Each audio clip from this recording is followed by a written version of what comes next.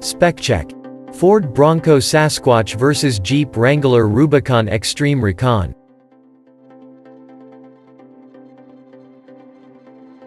But before we start, please support us by pressing the like and subscribe buttons, so that we can continue to provide information about car and motorcycle news.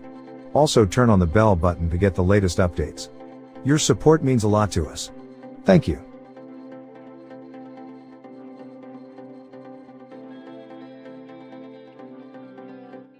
The call of the Sasquatch has been answered and competition in the off-road world continues to heat up. The Sasquatch package for the 2021 Ford Bronco has been countered by the Xtreme Recon package for the 2022 Jeep Wrangler.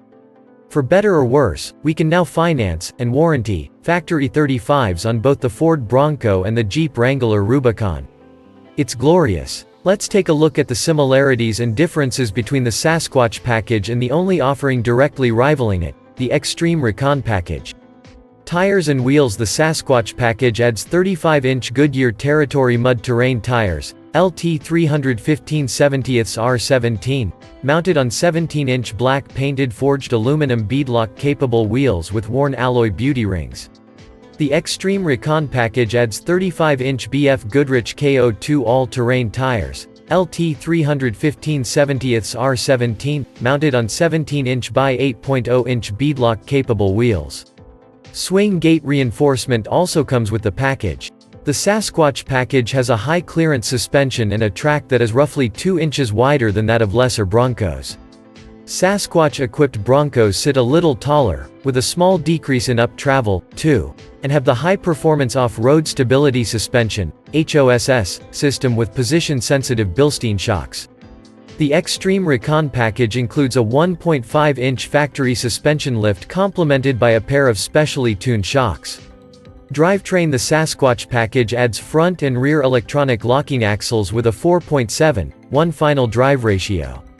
Although the package was originally not available with Bronco's 7-speed manual transmission, this was later revised and now you can Sasquatch a stick-shift Bronco. The Xtreme Recon package includes 4.56:1 axle ratio gearing, shorter than the Rubicon's 4.10:1 and Rubicon 392's 3.73:1. There's also a 4.88:1 axle ratio axle option for the 6-speed manual, that'll be available later, that can be had with or without the Xtreme Recon package. That equates to an awe-inspiring factory crawl ratio.